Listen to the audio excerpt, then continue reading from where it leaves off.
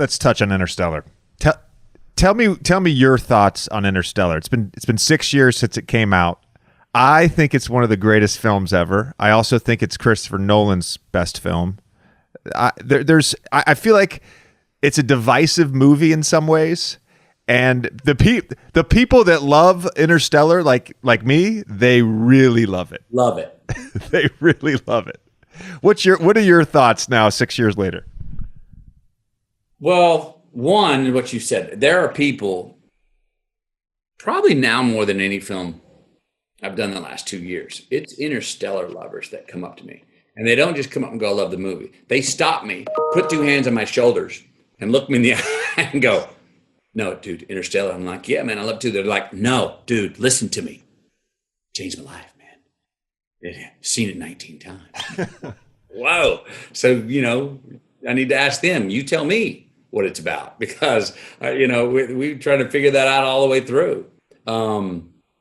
Look, I love the film. I working with Chris is, you're gonna be in an epic film working with Nolan. He creates the rules to these worlds. Like, he created the rules. My deal with him is I would always go to him and go, okay, as the pilot, head astronaut here, I need to know the rules of how time works in this scene, stuff I would know. And a lot of times I go, what is it? And he'd go, I don't know. I go, what do you mean you don't know? You wrote it. He goes, I just wrote it. Let me think about it. He'd always come back like 4 or 5, 6 days later with an answer, because he had gone away and thought about it. But he creates the whole constructs of these worlds that have their own set of rules.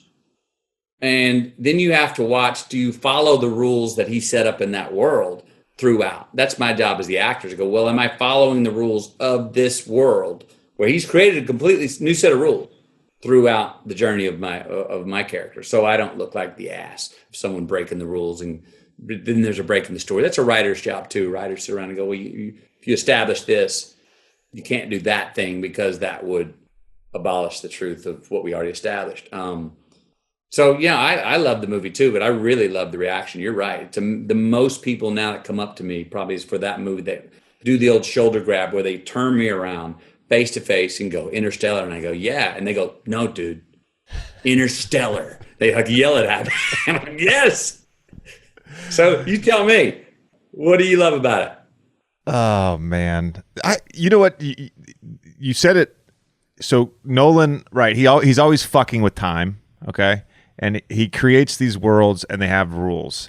And I think the fun part in all of his films are the rules being followed at all times, right? It's like, you watch the film, and you watch it again, and then like by the 5th or 6th time, you're now on like deep Reddit threads about where the rules may have potentially been violated. And I think to do those deep dives on these films is amazing. The reason I love Interstellar, I think it's like beautifully shot, obviously. It's about love. I think I had my son in 2014, the year the movie came out. I had my second son in 2016. I think because of that, it hits a little bit different for me, and I get emotional watching that film. Can you please, though, from your perspective, the last question, because I know you got to roll, but the Tesseract scene, what the fuck's going on there? Tesseract scene where I'm in the 4-dimensional cube, and you're pulling on the strings. So number one, that's a life-size set. I'm suspended 60 feet off a concrete floor. And the Tesseract, it's life-size. So I'm having to they're hard to move and bang. And in post-production, they put in the infinite reflections of how far it went. What am I trying to do there? I'm trying to be heard. I'm trying to get my daughter to hear me, to see me, but I'm unheard. I'm trying to reach out, but I can't be felt.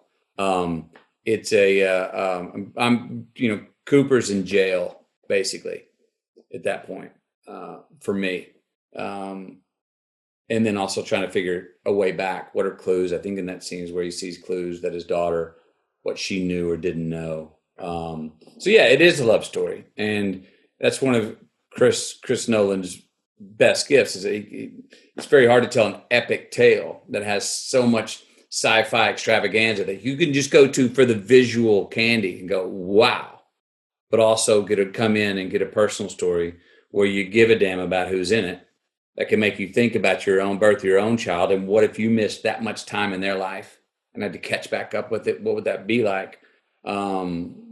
So that's when Chris does his work the best. That's what he does well, is he gets to the head through the heart, but also always fun for the mind watching his movies, because they're just so extravagant and the sets are so wild, and his scale is so extremely epic.